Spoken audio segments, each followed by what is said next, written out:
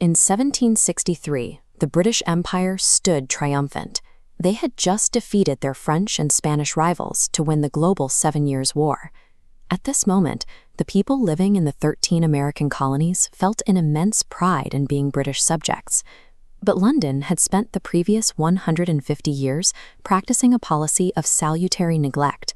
By largely ignoring its North American colonies in favor of more lucrative holdings elsewhere, Britain accidentally allowed a distinct American culture to take root.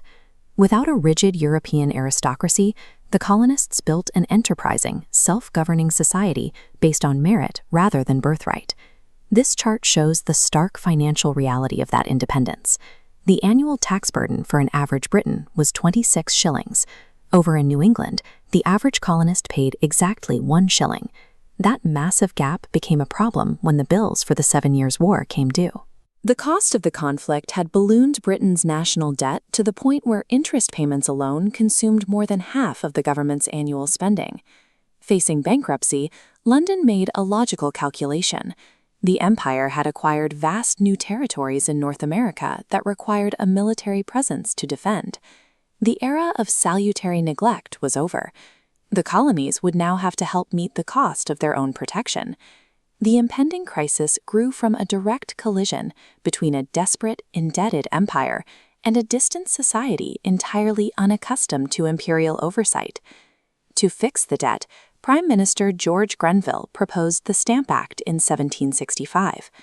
This required a small tax, sometimes just a single penny, on commercial and legal documents. While the cost was minor, the reach was immense.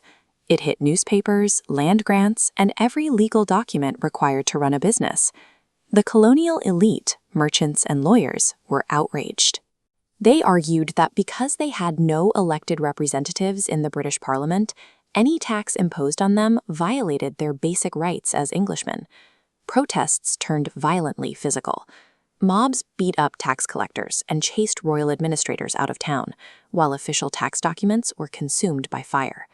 Stunned by the uproar, the British government repealed the Stamp Act, but on the exact same day, they passed the Declaratory Act, asserting they held absolute authority to make laws for the colonies in all cases whatsoever.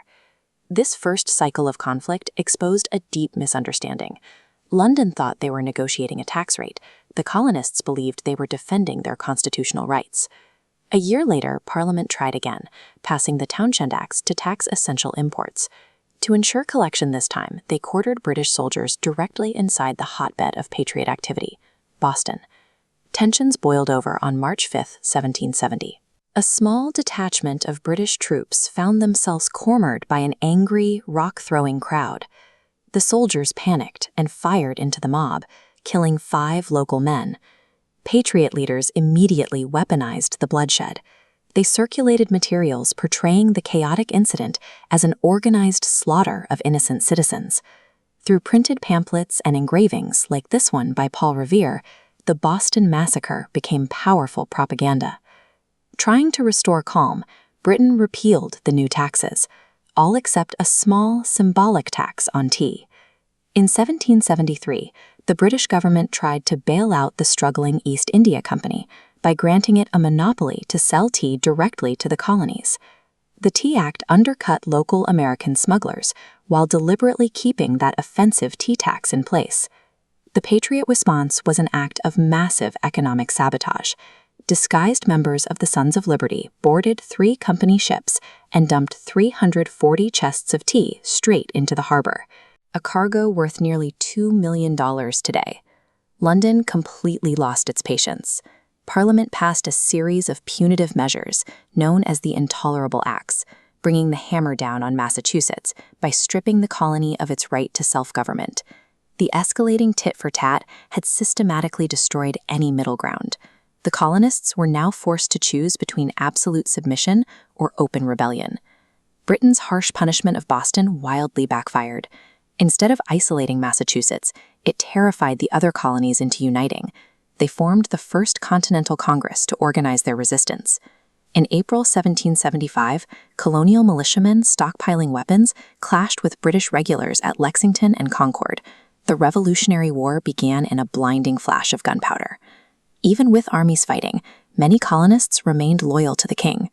To sever that psychological tie, Thomas Paine published Common Sense, a widely read pamphlet that bypassed high-minded legal arguments to make a populist demand for total independence.